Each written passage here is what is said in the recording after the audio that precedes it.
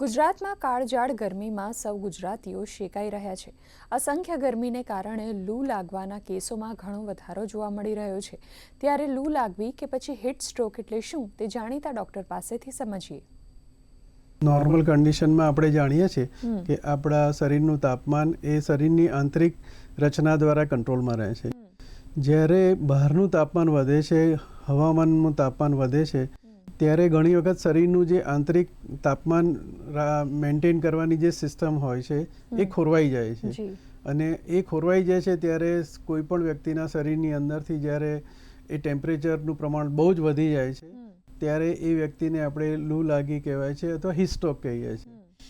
મુખ્યત્વે આ માટે જવાબદાર એ બહારનું વાતાવરણ હોય છે।